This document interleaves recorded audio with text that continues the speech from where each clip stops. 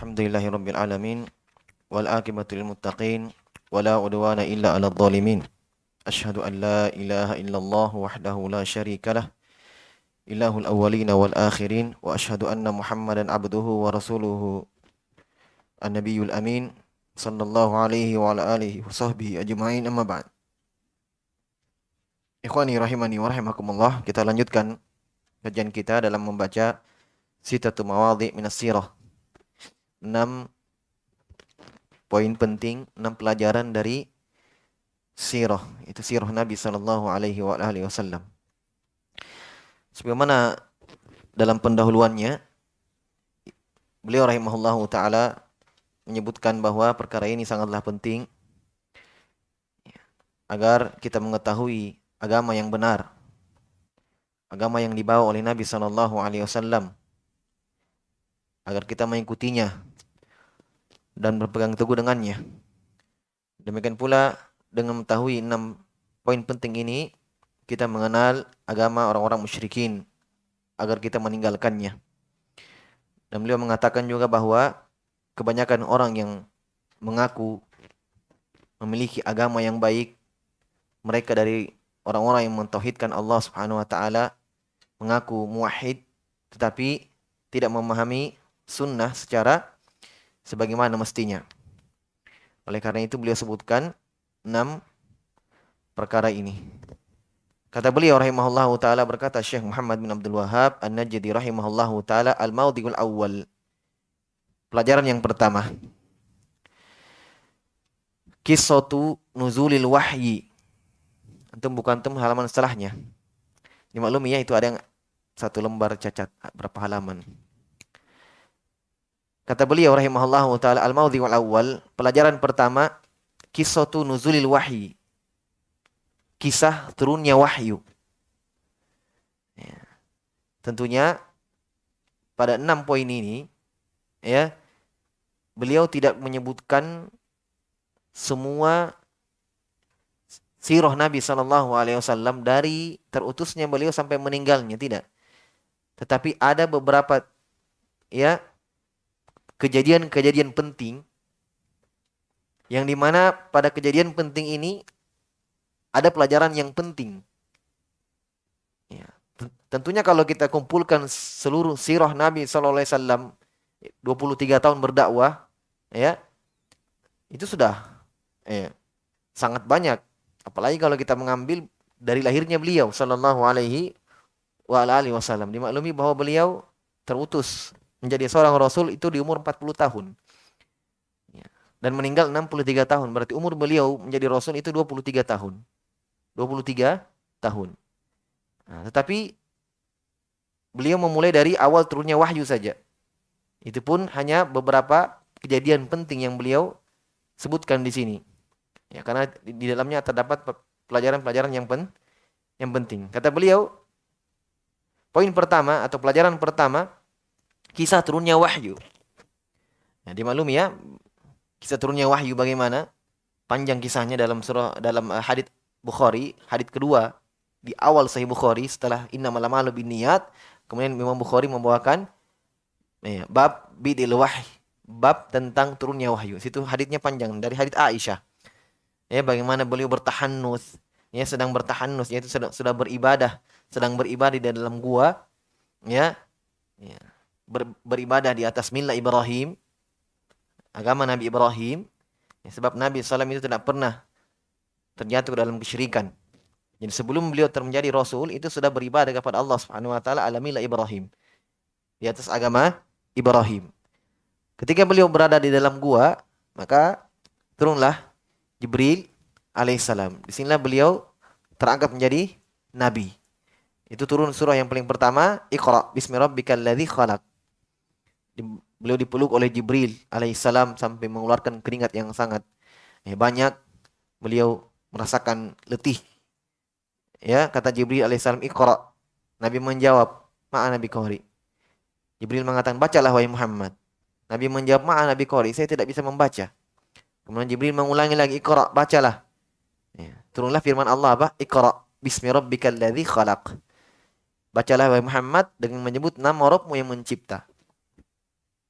Jelas? Nah, ini awal turunnya wahyu. Setelah kejadian di gua itu, beliau pulang ke rumah. Ya. Beliau berkata kepada istri beliau radhiyallahu taala anha, Khadijah, dasiruni, selimuti saya, selimuti saya.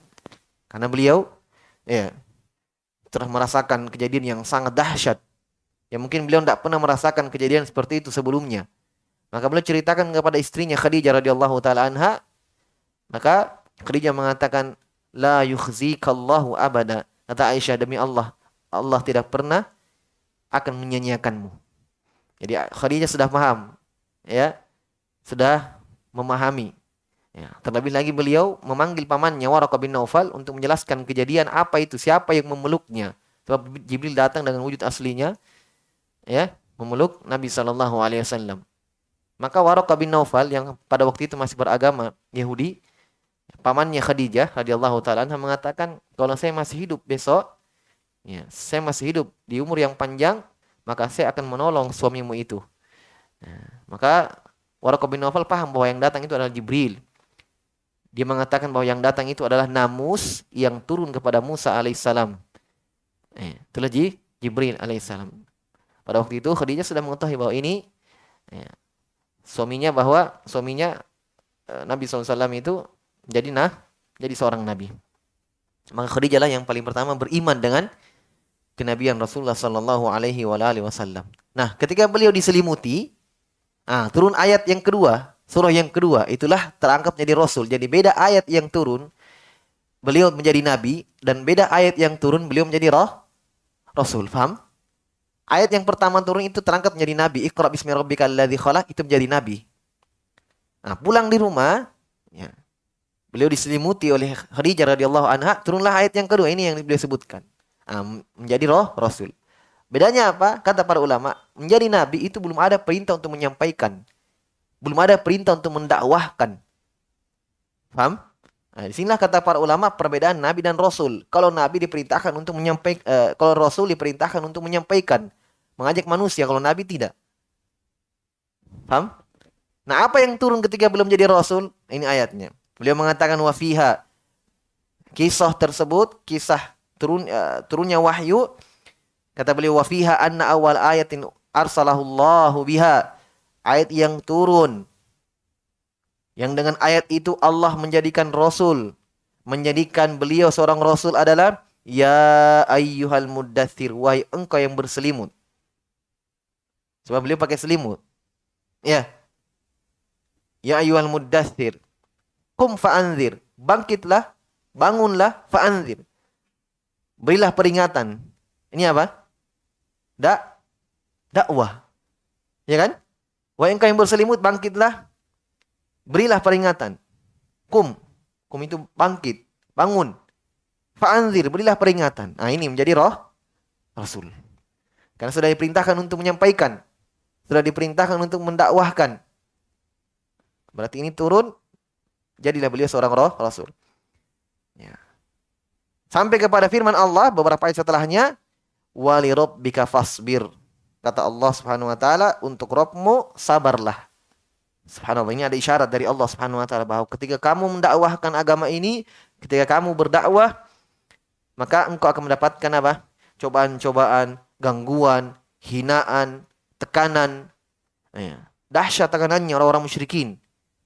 Ketika beliau mendakwahkan kalimat la ilaha illallah di Makkah 10 tahun. Ya, 13 tahun. Di Madinah 10 tahun. Sampai turun perintah hijrah di situ. Sampai beliau mau dibunuh, mau dicelakakan oleh orang-orang Quraisy. Makanya Allah berfirman di sini, wali rabbika fasbir. Untuk Rabbmu wahai Muhammad, kamu sabar. Ya. Dalam ayat yang lain, inna sanulqi alaika qawlan thaqila. Kami akan turunkan kepadamu wahai Muhammad qawlan thaqila. Ucapan yang berat, itu Al-Quran. Di antara tafsirnya kata para ulama, ucapan yang berat yaitu ketika kamu ajarkan Al-Quran ini, kamu dakwahkan kepada manusia, kamu akan mendapatkan tekanan, kamu akan mendapatkan celaan, cemooh.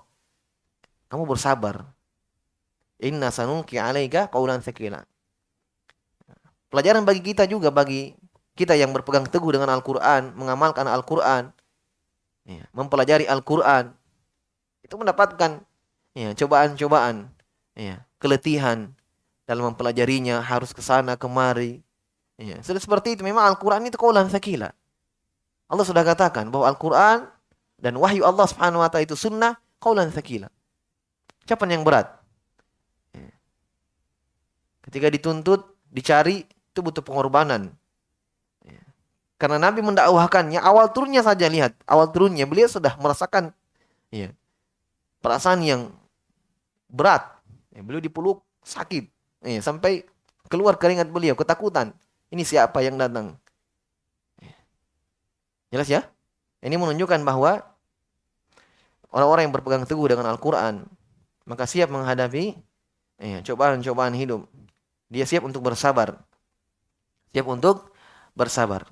Nah, pelajaran apa di sini kata Syekh? Perhatikan baik-baik bukunya. Fa idza fahimta annahum yaf'aluna asya'a katsirah. Kalau kamu sudah faham, sudah tahu bahwa orang-orang musyrikin, ya, yaf'aluna asya'a katsirah. Mereka melakukan banyak sekali amalan-amalan. Maksudnya sebelum turun ayat ini dan setelahnya pun, ya, orang-orang musyrikin dalam keadaan banyak amalannya.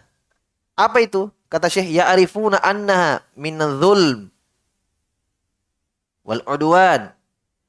Ya, mereka lakukan dan mereka ya'rifun, mereka tahu bahwa ini kezaliman dan permusuhan. Paham maksudnya? Orang-orang jahiliyah maksudnya ini. Ya, orang musyrikin Quraisy khususnya.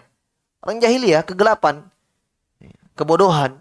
Nah, sebelum turun ayat ini, bahkan setelahnya, setelah turun ayat ini, dalam keadaan orang-orang musyrikin jahiliyah, banyak amalan-amalan yang mereka lakukan. Dan mereka tahu amalan itu bahwa itu kezaliman, seperti apa? Permusuhan. Ya, belum lagi mereka kubur anak mereka hidup-hidup kalau perempuan. Mereka tidak ada pernikahan yang sah, tidak ada istrinya istriku, semua sama. Ya. Makanya Islam datang menyelisih orang-orang jahiliyah. Islam datang memelihara nasab dengan adanya pernikahan. Dengan adanya pernikahan, menjaga nasab. Coba tidak ada nasab, ini tidak tahu bapaknya siapa. Mamanya siapa, bapaknya siapa. Ya, sebab bebas. Tapi Islam datang menyelisih orang-orang jahiliyah. Islam datang, ya, mengharamkan itu. Taib. Seperti apa? Zina. Subhanallah, zina. Diharamkan kita, tapi itu pun masih banyak juga yang berzina. Zina. Ini mereka lakukan. Wa arafta aidan annam yaf'aluna syai'an minal ibadah. Dan engkau tahu, yaitu kita yang baca buku ini, engkau juga tahu bahwa mereka orang musyrikin melakukan sesuatu yang bentuknya ibadah. Yataqarrabuna biha ilallah. Mereka mendekatkan diri dengan ibadah itu kepada Allah. Seperti apa? Haji, mislul haji wal umrah. Was-sadaqah 'alal masakin wal ihsan ilaihim wa ghairi dzalik. Mereka melakukan haji, umrah, sedekah kepada orang yang miskin dan wal ihsan, perbuatan baik yang lain. Paham maksudnya? Jadi Syekh ingin fahamkan kita bahwa di awal-awal turunnya surah ini, ketika beliau terangkat menjadi rasul, itu keadaan orang-orang musyrikin selain mereka maksiat, ada juga amalan-amalan yang kebaikan yang mereka lakukan, yang bentuknya kebaikan, seperti mereka haji juga. Paham ya? Mereka haji juga. Maksudnya ke Baitullah. Sebab dulu kan sudah ada haji kan? Sudah ada Ibrahim alaihissalam yang bangun Ka'bah. Sudah ada, hanya beda syariatnya, bentuknya. Tapi sudah ada ibadah itu. Sebelum terangkat menjadi rasul sudah ada ibadah itu. Sedekah sudah ada. Ya, bantu orang miskin. Ya. Jelas ya? Bahkan Abu Thalib, Abu Lahab itu orang-orang, ya, ada juga amalan solehnya, ada juga amalan kebaikannya, ada. Ya. Mereka kalau jamaah haji datang, itu mereka beri makanan. Abu Thalib, Abu Lahab. Ya. Jelas ya? Jadi ini keadaan orang-orang musyrikin. Wa ajalluhum indahum syirku. Dan yang paling besar, ya, yang ada pada mereka adalah kesyirikan. Maksudnya zina itu dosa, tapi yang paling mengerikan yang ada pada mereka adalah kesyirikan. Jadi orang-orang musyrikin sudah bermaksiat, berzina, ya. Ya. Di samping itu juga mereka berbuat syirik, tapi ada amalan kebaikannya. Nah, ini keadaan orang musyrikin. Paham? Mungkin selama ini antum paham orang musyrikin itu syirik terus. Ada kebaikannya juga. Paham ya? Ada kebaikannya. Inilah fungsinya kita belajar sejarah. Ya. Nanti kita cuma dengar-dengar sana sini, ternyata tidak. Ya, mereka memiliki amalan kebaikan juga. Tapi kata Syekh di sini, wa ajallum indahum syirku. Tapi yang paling besar yang ada pada mereka, yang mereka lakukan adalah apa? Kesyirikan. Iya. Fahuwa ajallu ma yataqarrabuna bihi ilallahi wa indahum. Iya. Ma yataqarrabu bihi ilallahi indahum. Dan ini, kata Syekh, inilah perkara yang paling afdolnya, yang paling mulianya mereka dekatkan diri mereka kepada Allah. Di sisi mereka ini yang paling afdol. Mengalahkan haji dan umrah dan sedekah yang mereka lakukan. Subhanallah. Inilah yang mereka ya bangga-banggakan ini. Agama nenek moyang, menyembah patung berhala, ini yang mereka bangga-banggakan. Ini. Bahkan kata Syekh di sini, ini yang lebih agung daripada yang lain di sisi mereka. Ini yang lebih besar, yang lebih mereka muliakan, yang lebih mereka ya jaga ini. Agama nenek moyang turun-temurun, ini mereka jaga. Kata Syekh, di sisi mereka ini lebih besar daripada sedekah yang mereka lakukan. Daripada haji dan umrah yang mereka lakukan. Ini yang paling besar di sisi mereka. Makanya ketika Abu Thalib sudah sakaratul maut, ya, sudah menjelang ajalnya, sudah Nabi mentalkin, ya ammi qul la ilaha illallah. Kalimatan uhajju laka biha indallah. Wahai pamanku, cepat ucapkan la ilaha illallah. Saya akan jadikan alasan di depan Allah Subhanahu wa taala. Dua temannya di sampingnya membisikkan apa? Cuma satu. Itu dalil bahwa ini yang sangat sakral besar di sisi mereka. Apa ucapan temannya? Atarghabu amilati Abdul Muttalib? Apakah kamu sudah benci agama nenek moyang kita? Jangan antum lihat. Dia tidak sebutkan alasan yang lain untuk menolak bisikan Nabi SAW, la ilaha illallah. Dia tidak mengatakan, jangan kau dengar itu ponakanmu, itu masih anak-anak dari kemarin sore, berupi, apa dan bukan itu yang mereka ucapkan. Tapi mereka ucapkan adalah yang paling agung di sisi mereka. Agama nenek moyang. Apa kamu sudah membenci agama nenek moyang kita? Kamu sudah mau tinggalkan agama nenek moyang kita? Kata para ulama, ini sengaja dia ucapkan karena inilah yang senjata terakhir yang paling besar, pamungkas. Agar Abu Thalib ini tidak dengarkan talqin dari Nabi SAW, la ilaha illallah. Berhasil mereka. Nabi bertalqinkan lagi, ulangi lagi, la ya ammi qul la ilaha illallah. Mereka ulangi lagi. Atau gue amilati Abdul Muttalib, kamu sudah benci agama nenek moyang kita. Ya, akhirnya Abu Thalib meninggal di atas kesyirikan. Berhasil mereka menggoda Abu Thalib. Nah, kata para ulama, situ kita mengambil pelajaran bahayanya teman duduk yang jelek. Sampai mati berpengaruh. Ya kan? Kalau kita berandai-andai, mungkin kalau tidak ada dua temannya ini, mungkin Abu Thalib masuk Islam. Menyebutkan kalimat la ilaha illallah. Hanya dua temannya ini. Mempengaruhi terus kepada Abu Thalib. Ya. Jadi ini yang paling besar di sisi mereka, ya, kesyirikan. Ya, mereka lakukan. Kama dzakarallahu anhum annahum qalu, sebagaimana Allah katakan dalam Al-Qur'an tentang orang-orang musyrikin. Qalu ma na'buduhum illa liqarribuna ilallahi zulfa. Mereka mengatakan bahwa kami tidak menyembah ini patung-patung. Kami tidak menyembah ini orang malaikat. Kami tidak menyembah ini orang-orang soleh. Kecuali dengan tujuan agar mereka mendekatkan diri kami kepada Allah Subhanahu wa taala, zulfa, sedekat-dekatnya. Coba perhatikan. Berarti mereka anggap ibadah. Ya. Sangat sama persis dengan orang-orang sekarang. Persis. Kita datang kepada mereka menasihatkan jangan datang ke kuburan. Ya. Apalagi kalau menjelang Lebaran, menjelang Ramadan, penuh. Jangan datang ke kuburan ke situ. Iya. Meminta berkah, tawassul di situ, jangan. Haram, kesyirikan itu. Nah, mereka menganggap ini kamu itu tidak menghormati, menghargai mereka, ini orang soleh, orang. Ya. Malah tauhid dianggap kesyirikan, tauhid dianggap kejelekan, kejelekan dianggap amalan. Subhanallah.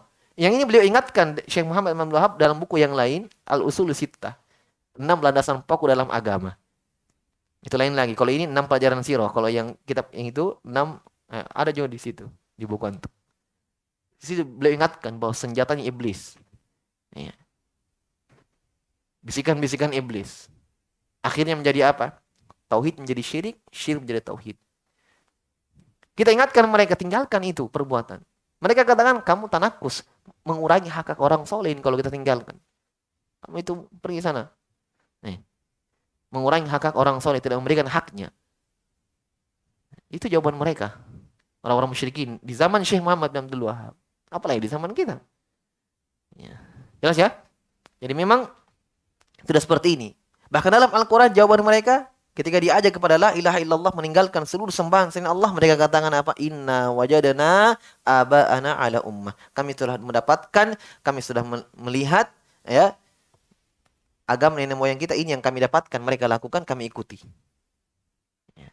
Kami sudah mendapatkan nenek moyang kami di atas ini agamanya. Itu jawaban mereka.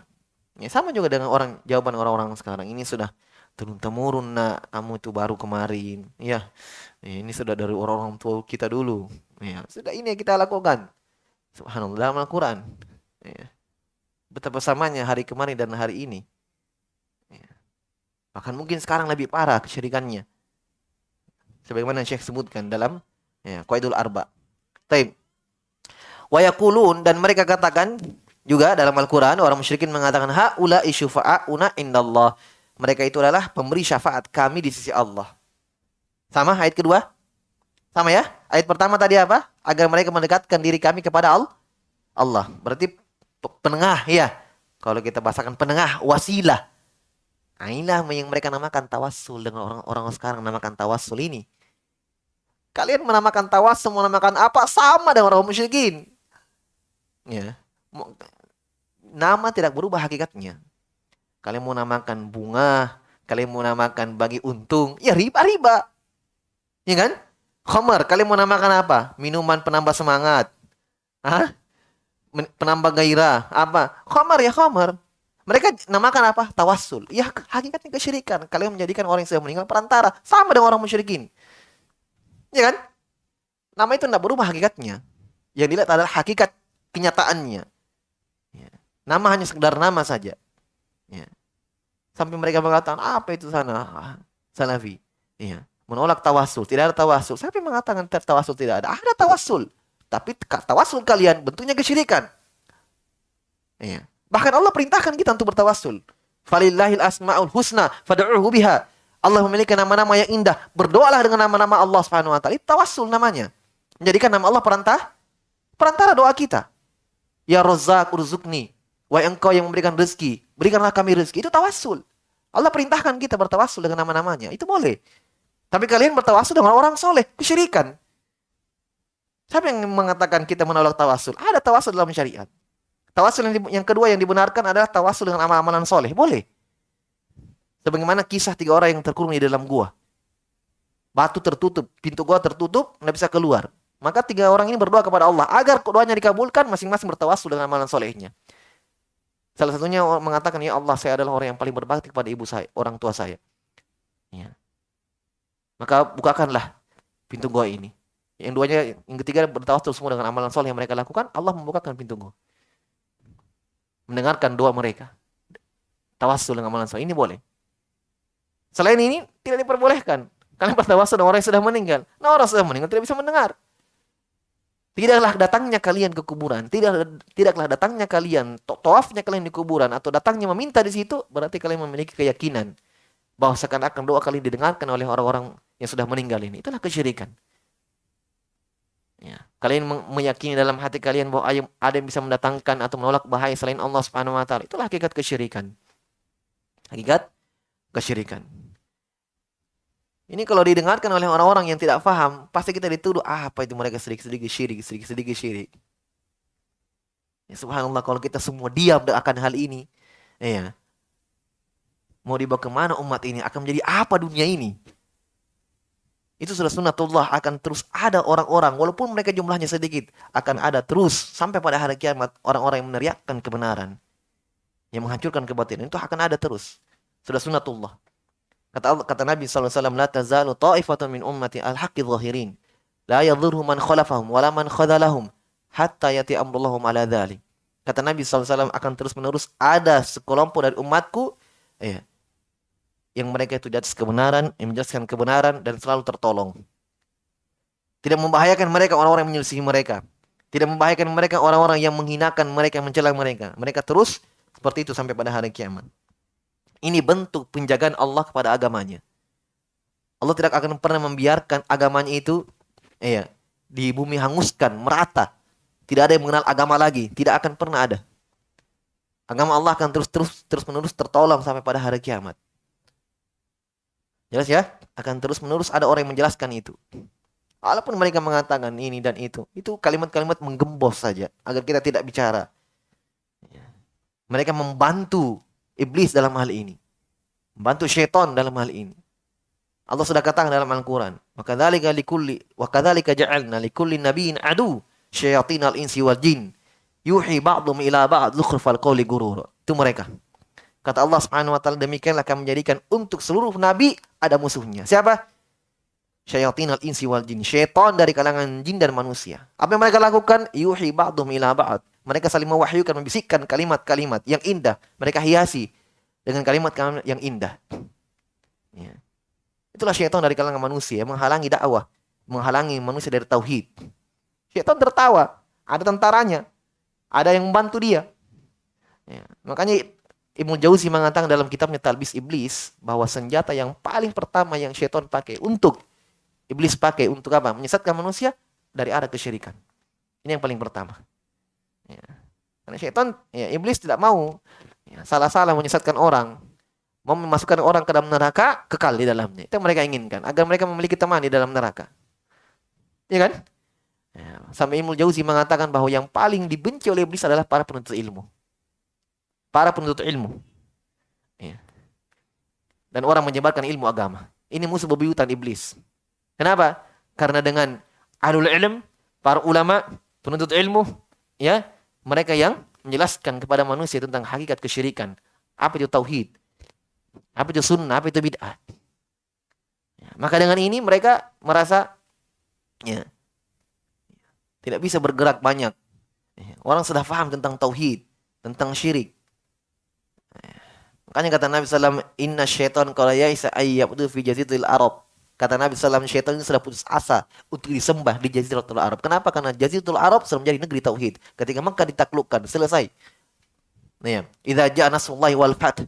Ketika datang pertolongan Allah dan pembukaan. Wa ra'aitan nasa yadkhuluna fi dinillahi afwaja. Engkau sudah melihat manusia wahai Muhammad masuk berislam berbondong-bondong.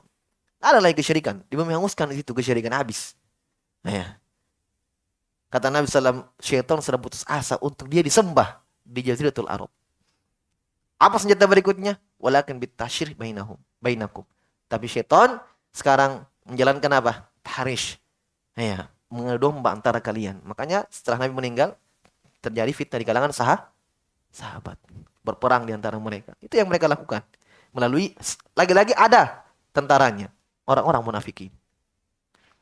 Itu kan orang-orang munafikin yang menyebarkan Aisyah berzina. Orang munafik. Ini dan itu ada orang-orang munafik yang memecah belah sahabat. Jadi terus-menerus mereka berusaha. Baik.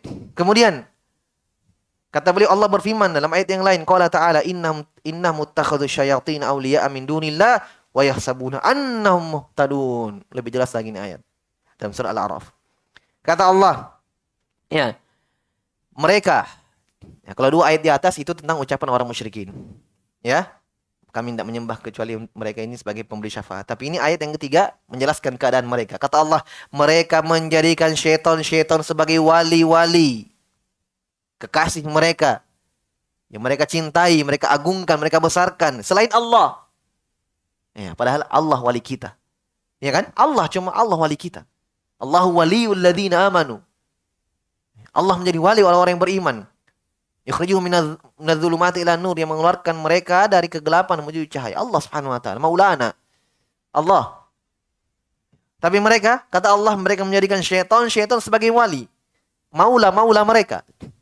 Wali mereka selain Allah. Dan wa yahsabuna annahum muhtadun, dan mereka menyangka bahwa mereka di atas hidayah. Ini orang musyrikin. Ikhwan. Keadaannya. Fa awwalu ma amarahu Allah bihil indzar anhu qabla indzar anizina was-saraqah was-sariqah wa ghairihima. Nah, ini pelajaran penting, inilah intinya. Poin pertama. Kalau kita sudah tahu keadaannya bahwa mereka apa? Berzina, maksiat. Ya. Maksiat yang lain yang tabarruj ada juga, mereka keluar tanpa berhijab, orang jahiliyah. Ya. Tapi Allah perintahkan yang paling pertama untuk diperingatkan kepada orang musyrikin. Pada ayat yang pertama turun tadi, apa tadi? Qul ya ayyuhal mudaththir kum fa'andzir. Kata Syekh, kamu lihat itu ayat, bahwa kamu lihat ayat itu dan lihat keadaan orang musyrikin. Mereka ada zinanya, ada ininya, ada maksiatnya. Tapi yang paling pertama Allah perintahkan kepada Muhammad SAW qabla indzar an zina was-sariqah, sebelum memperingatkan mereka dari zina mereka, dari mencuri mereka. Ini pekerjaan orang jahiliyah juga, mencuri, mengambil barang orang. Iya. Wa ghairihima. Sebelum dan selain itu. Iya. Paham? Dari mana kita ambil pelajaran ini? Dari ayat ya ayyuhal muddatsir qum fa'anzir wa rabbaka fakabbir wa thiyabaka fatahhir wa rujza fahjur. Kata Allah, wahai Muhammad, wahai engkau yang berselimut, bangkitlah. Fa'anzir, beliau peringatan. Peringatan apa di sini yang diperintah oleh Nabi untuk memperingatkan orang jahiliyah? Dari zinanya? Hah? Dari mencurinya? Dari tabarrujnya perempuannya? Dari menguburnya, mereka kubur anak hidup-hidup? Bukan itu. Wasiyabaka warujza fahjur, patung-patung mereka hancurkan. Maksudnya apa? Peringatkan mereka bahwa la ilaha illallah. Itu yang Nabi pertama diperintah oleh Allah Subhanahu wa taala sebelum zina dan maksiatnya. Berarti pelajaran apa yang bisa kita ambil? Hah? Kesyirikan lebih besar daripada apa? Daripada zina dan maksiat. Nah, ini yang inti, poin pertama. Paham? Tapi subhanallah, inilah yang tidak dipahami oleh kebanyakan manusia. Malah justru mereka menganggap kesyirikan adalah amalan soleh, amalan yang baik. Ya. Wa arafta anna minhum man ta'allaqa 'alal asnam wa minhum man ta'allaqa 'alal malaikati wa 'alal awliya min bani Adam. Kamu tahu juga bahwa mereka ada di antara mereka yang bergantung kepada patung-patung. Ya, meminta hajat di situ, datang di situ, meminta keinginan apa yang mereka inginkan. Kemudian kata beliau, dan ada yang bergantung kepada malaikat. Mereka mengatakan malaikat apa? Banatullah, anak perempuan Allah. Tapi lebih lucunya lagi mereka apa? Kalau anak mereka lahir perempuan, mereka kubur hidup-hidup. Wa idza busyira adum bil unsa dhalla wajhu muswadda wa kadhim yatawara minal qawmi min su'i ma busyira bi ayumsiku ala hunin am yadussuhu fi turab. Mereka kalau lahir anak perempuan mereka dua pilihan saja, membiarkan anak ini hidup terus tapi menanggung malu, atau kita kubur hidup-hidup. Mereka apa? Kubur hidup-hidup. Tapi mereka sandarkan anak perempuan kepada Allah, malaikat. Maka menyembah malaikat mereka sebahagiannya. Kata Allah, alakumudz dzakaru wa lahul untha tilka idzan qismatun dhiza. Kata Allah, apakah untuk Allah anak perempuan, kalian anak laki-laki? Kata Allah, ini pembagian yang tidak adil. Ya, ini kadang orang musyrikin keadaannya. Dan di antara mereka ada yang bergantung pada para wali dari manusia. Jadi sembahan mereka apa? Ada yang malaikat, ada yang ada yang patung, ada yang wali-wali manusia. Wa yaquluna ma nuridu minhum illa syafa'atahum, dan mereka mengatakan kami tidak menginginkan kecuali syafaat mereka saja. Sama kan? Ya. Wa ma hadza bada bil inzari anhu fi awwali ayatin arsalahu Allahu biha fa in ahkamta hadhil mas'alata faya busyraka. Masyaallah. Kata beliau, bersamaan dengan itu Allah memulai dengan peringatan untuk memerintahkan nabinya untuk memperingatkan mereka di awal Mudaththir yang kita baca tadi, ya, untuk meninggalkan sembahan-sembahan mereka, malaikat, yang menyembah wali-wali dari kalangan Bani Adam, yang menyembah patung. Ini yang Allah perintahkan pertama. Kata siapa? Kalau kamu sudah tahu ini, masalah ini, faidah ini, faya busyraka, kabar gembira untukmu. Subhanallah. Ya, kabar gembira untukmu. Berarti pelajaran penting kita bisa ambil di sini bahwa kesyirikan adalah dosa yang paling besar. Dosa yang paling besar. Ini Allah peringatkan pertama dalam surah Al-Muddathir yang turun. Jelas ya? Baik.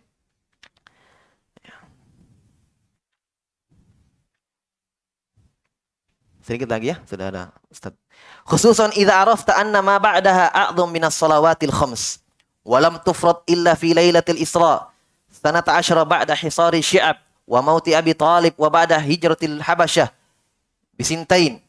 Fa idza arafta anna tilkal umur katsirah wal adawah al balighah kullu dzalika 'inda hadhil mas'alah qabla fardhis shalah rajautu an ta'rifa al mas'alata. Terakhir. Kata beliau, sudah ya, kesimpulannya bahwa masalah ini yang beliau ingatkan adalah ternyata yang Allah perintahkan pertama untuk Nabi SAW adalah memperingatkan mereka dari kesyirikan mereka. Bersama dengan itu mereka punya zina, mereka punya ya maksiat yang lain, mereka mencuri, ya, dan maksiat yang lain.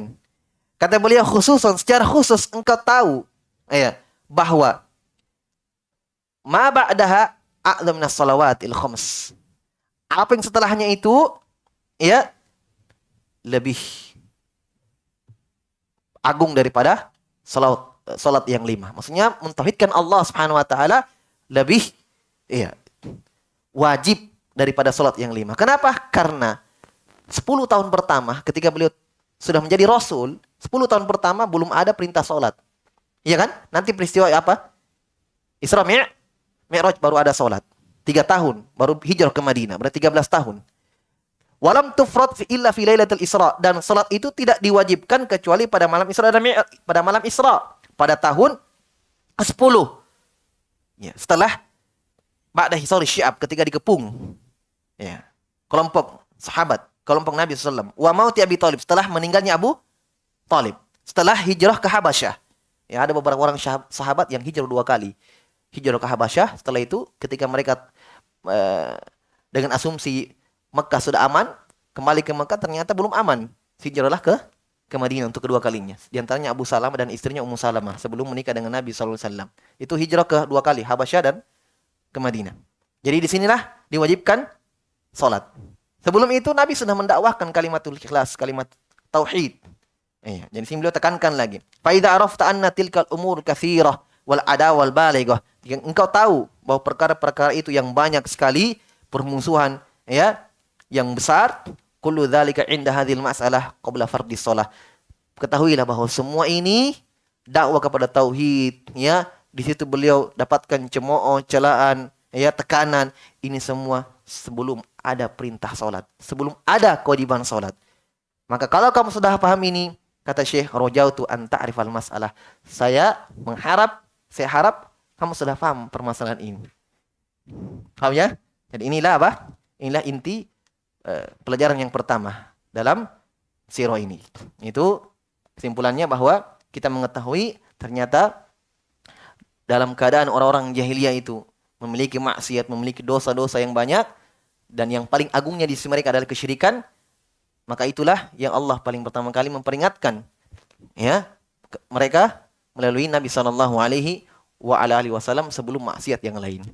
Yang kedua, bahwa perkara ini sebelum ada perintah salat. Sebelum ada perintah salat. Berarti perkara mentauhidkan Allah Subhanahu wa taala, mengikhlaskan agama ibadah hanya kepada Allah Subhanahu wa taala, itu sebelum ada perintah salat. Ini menunjukkan bahwa itu inti dari dakwah para rasul. Ini poin yang pertama, insyaallah taala kita lanjutkan pada pertemuan selanjutnya.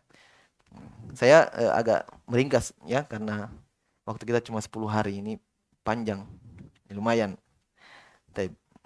Naktabi hadzal qadar, subhanakallah bihamdik, asyhadu an la ilaha illa anta, astaghfiruka wa atubu ilaik. Wa akhiru da'wana alhamdulillahi rabbil alamin.